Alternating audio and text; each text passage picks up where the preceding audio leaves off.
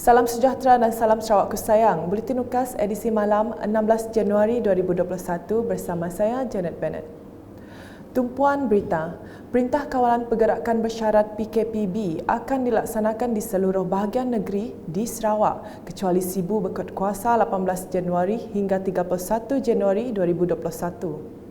Timbalan Ketua Menteri Datuk Ahmad Douglas Unggak Embas dalam sidang media COVID-19 memberitahu Jawatankuasa Pengurusan Bencana Negeri JPBN Sarawak telah memutuskan pelaksanaan PKPB setelah melihat dan menilai situasi kes positif di Sarawak yang semakin meningkat.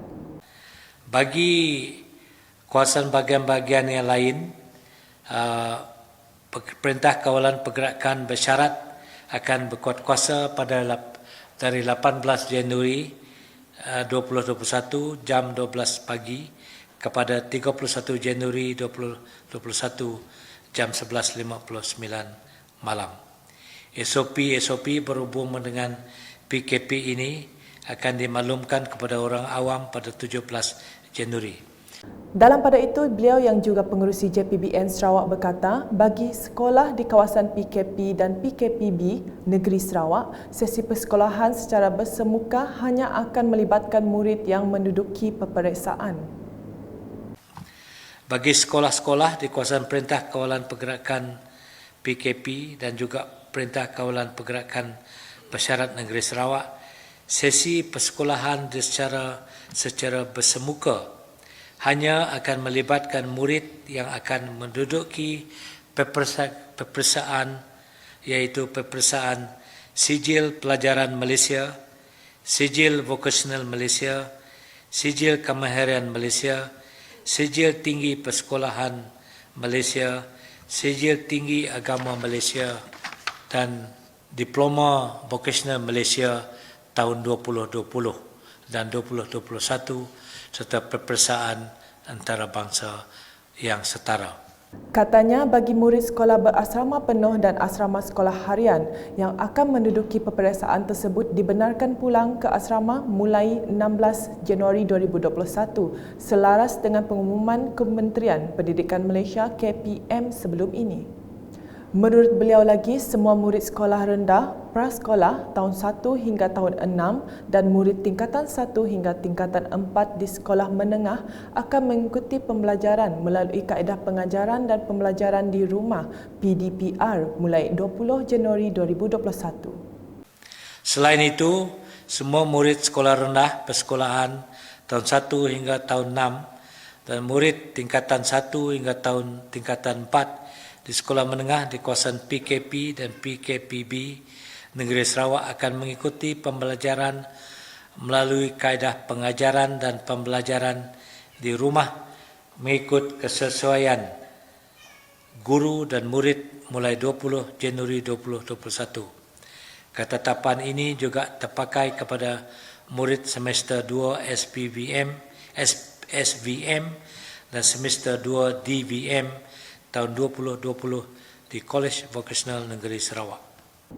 Datuk Ahmad Douglas turut memaklumkan Sarawak mencatatkan 69 lagi kes positif COVID-19 hari ini, menjadikan jumlah keseluruhan meningkat kepada 2,049 kes. Menurutnya, kes-kes itu dikesan di Sibu, Kuching, Bintulu, Kenawit, Miri, Meradong, Asajaya, Selangau, Lubuk Antu, Samarahan, Serike, Simunjan dan Sebau. Pada hari ini ada 69 kes positif COVID-19 dikesan di Sarawak. 30 di Sibu, 10 di Kuching, 9 di Bintulu, 5 di Kenawit, 4 di Miri, 2 di Meradong, 2 di Asajaya, 2 di Selangau, 1 Lubuk Antu, 1 Samarahan, 1 Serike, 1 Semunjan dan 1 Sebauh. Berita seterusnya, Menteri Muda Pemodenan Pertanian Tanah Adat dan Pembangunan Wilayah Datuk Roland Sagah WIN bersama Kakitangan Unit Komunikasi Awam Sarawak UKAS bahagian Serian baru-baru ini melawat 2 pusat pemindahan sementara PPS di Dun Tarat. Dalam lawatan itu, Datuk Roland yang juga Aduntara telah menyampaikan sumbangan makanan kepada mangsa-mangsa banjir melibatkan 53 buah keluarga di PPS Dewan Kampung Lintang Baru, manakala 70 buah keluarga di PPS SK Tanah Putih Serian.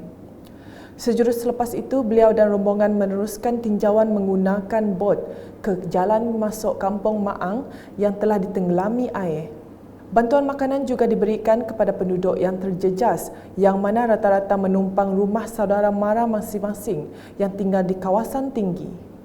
Masa dengan perkembangan banjir, sebanyak 5 PPS di daerah Samarahan yang menempatkan 66 keluarga dan 216 mangsa banjir ditutup sepenuhnya pada Sabtu.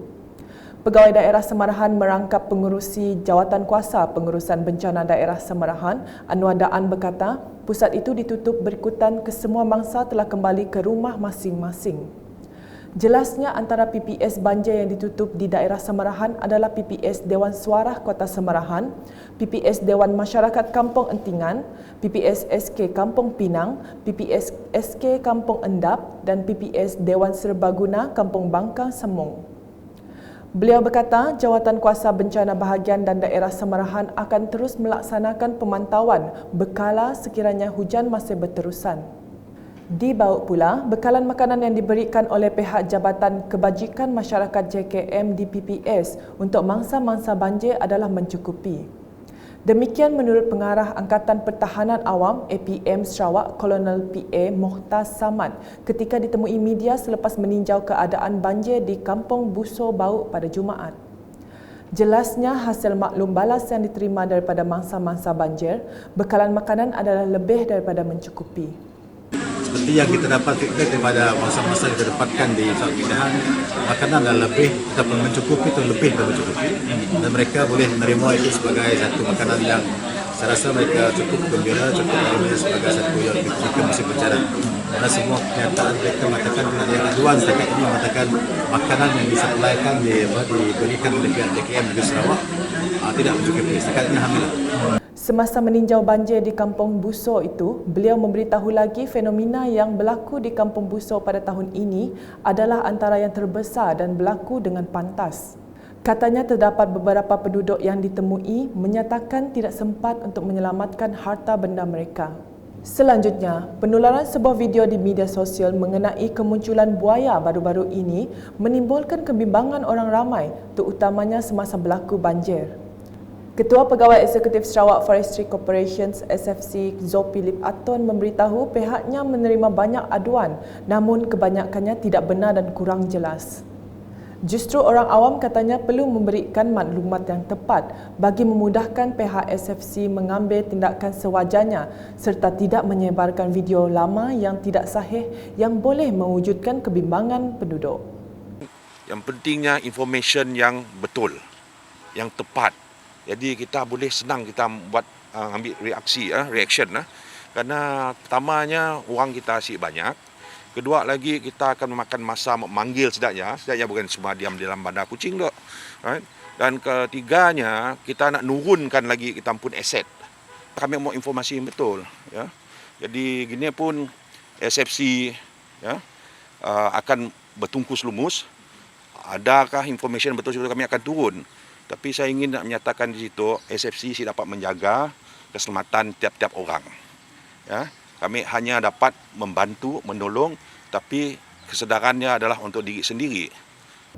Bercakap kepada media di Kuching pada Jumaat, beliau turut mengingatkan orang awam untuk tidak mengambil tindakan sendiri dan terus meminta bantuan pihak berkuasa atau menghubungi pihak SFC sekiranya ternampak atau menemui sebarang hidupan liar di talian seperti yang tertera.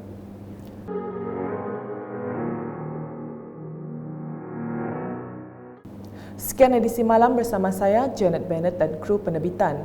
Berita lebih lanjut boleh didapati di semua platform media sosial UKAS termasuk portal ukas.sarawak.gov.my dan pastikan anda subscribe UKAS channel di YouTube. Salam UKAS.